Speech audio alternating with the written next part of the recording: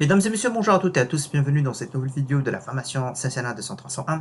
Au plaisir de vous retrouver dans cette nouvelle présentation dans laquelle on va voir le Telnet et le SSH. Alors aujourd'hui, lorsque je vous parle du Telnet au SSH, automatiquement je parle sur deux protocoles de ce qu'on appelle des protocoles de management. Hop, je prendrai le noir, ça sera plus simple, plus clair aussi. Alors, c'est ce qu'on appelle des protocoles de management. Alors, ce que je parle du protocole de management, c'est que automatiquement, c'est pour manager quelque chose. Aujourd'hui, sur tous les équipements, je dirais quasiment sur tous les équipements, bon, on va dire un équipement qui est comme ça, vous avez toujours en fait ce qu'on appelle un port de management. On appelle un port de management. MGMT. Bon, on va écrire comme ça. Ok, c'est un port de management. Alors, déjà, à quoi ça sert ce port de management et c'est quoi l'intérêt de son utilisation? Alors, ce qui est recommandé toujours, c'est que lorsque il faut manager un équipement, c'est toujours en fait il faut passer par son port de management. Lorsque je vous dis manager un équipement, c'est-à-dire c'est soit un accès, je dirais en GUI, c'est-à-dire Graphical User Interface, ou bien ce qu'on appelle via du SSH, bien via du Telnet. C'est ça en fait, surtout lorsque je parle en fait le manager en fait un équipement. Bon, la GUI en fait, soit en fait vous trouvez ce qu'on appelle du HTTP, ou bien ce qu'on appelle aussi du HTTPS. Donc c'est-à-dire c'est Hypertext Transfer Protocol Secure. Donc c'est du HTTPS en port 443. Et là en HTTP c'est le port 80. Très bien.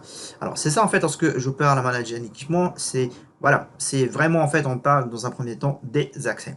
Après, bien entendu, s'il faut superviser un équipement, aussi en fait, on peut passer par son port de management. Aujourd'hui, ce qu'il faut comprendre aussi, lorsque je parle d'un port de management, il est distingué et il est différencié avec le port là où ça circule la data. Là où circule la data. En fait, il y a des ports qui sont dédiés juste en fait pour circuler la donnée. Mais un port de management, c'est dédié en effet juste pour le management des équipements. Et très souvent, c'est qu'on trouve le Telnet et le CSH pour manager un équipement via ce qu'on appelle le CSLI, ok, ou bien ligne de commande. Très bien. Alors, on passe au prochain diapo pour regarder ce que le Telnet et le SSH donc, ils nous cachent derrière. Alors, le Telnet déjà, c'est pour Terminal Network, c'est ça en fait son abréviation. Donc le TL, pardon, le TER, donc on va dire c'est pour terminal, TEL c'est pour terminal, et le T c'est pour network. Très bien. Ça c'est la première des choses. Alors, le TLNet c'est un protocole utilisé sur tout réseau TCP/IP, permettant de communiquer avec un serveur distant en échangeant des lignes de texte et en recevant des réponses également sous format de texte. Aujourd'hui, vous êtes ici, on va dire vous êtes comme ça, hop hop, vous avez votre propre poste, et là en fait, bon, il y a ici on va dire c'est du, voilà, c'est votre réseau LAN, ici par exemple on va dire vous avez un switch, très bien. Maintenant, ce switch là, on va dire, bon, il supporte que du Telnet, hein, il supporte pas du SSH. Dans ces cas-là, c'est pour manager un équipement, c'est que vous pouvez utiliser un des utilitaires qui existent sur Internet, je dirais par exemple le petit, et donc il est largement connu.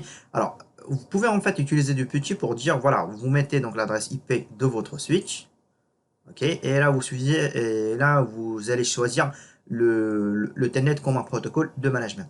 Alors dans ces cas-là, vous y accédez au niveau de l'équipement, mais sauf la problématique de Telnet, en fait c'est un problème plus de sécurité. Donc ça pose vraiment un problème de sécurité.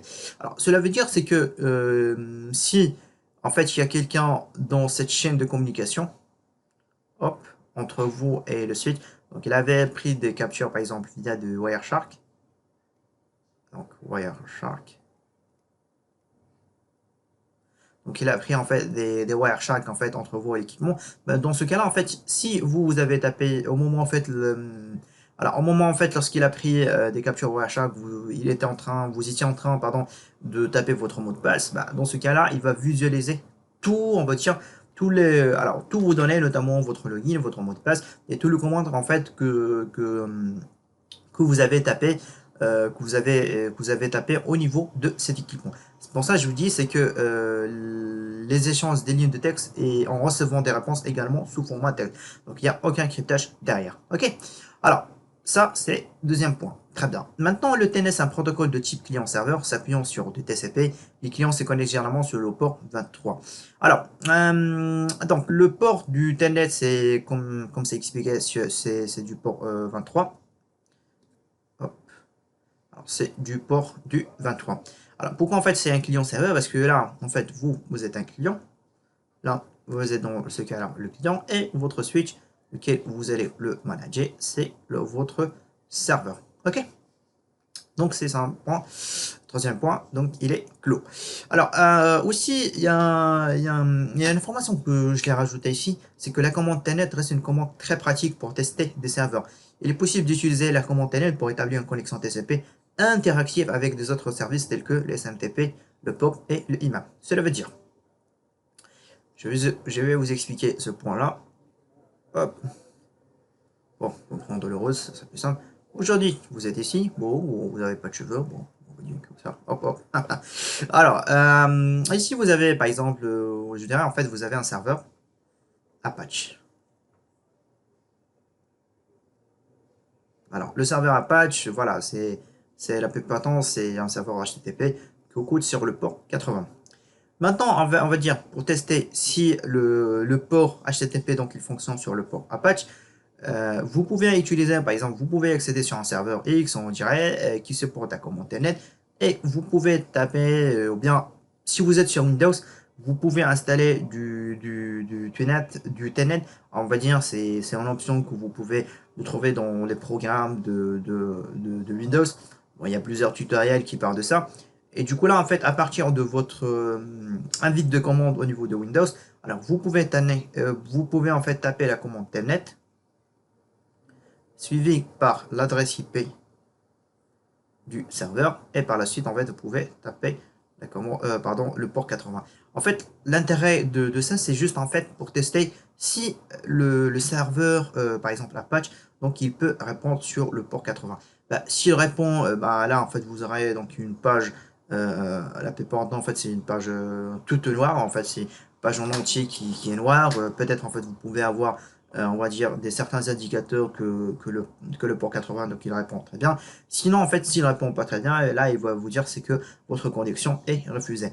C'est pour ça, je vous dis, c'est que la commande TNet reste une commande très pratique, surtout lorsque on voudrait établir une connexion TCP avec des autres services. Il y a aussi, en fait, je vous cache pas, il y a un intérêt aussi, c'est que si vous avez, par exemple, un firewall qui est là, alors, un firewall entre vous et le serveur Apache, vous avez fait une demande des ouvertures de flux. Bah, dans ce cas-là, ce qui peut arriver, c'est vous n'avez pas un routeur, on va dire, des équipes qui ouvrent le flux. Bah, dans ce cas-là, si vous voulez tester si les ouvertures de flux vers votre serveur web, donc il marche bien, vous avez juste à taper la commande telnet suivie par l'adresse IP et le port 80. Ok? C'est au cas où, dans un premier temps, si vous avez testé, que le telnet ne marche pas. Ok. Voilà, on va passer au SSH. Alors, le SSH, c'est quoi? Alors, le SSH, déjà, c'est pour Secure Shell. S, c'est-à-dire pour Secure et Shell. Donc, d'après son nom, on constate c'est en fait quelque chose en fait qui amène de la sécurité par rapport au protocole Telnet.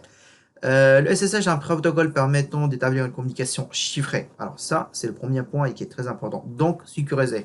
On appelle parfois du tunnel sur un réseau informatique, quoi qu'il que soit de l'intranet ou bien de l'internet, entre une machine locale, c'est-à-dire le client, et une machine distante, le serveur. Très bien. Cela veut dire que aujourd'hui, on va prendre le même schéma qu'on a pris pour notre ami Internet. Aujourd'hui, vous êtes ici. Bon, vous avez un peu de cheveux. Hop, hop, hop, hop. Alors, vous utilisez, on va dire, un outil, par exemple, Computi. Dans mon cas, dans mes labs, j'utilise Mobexater.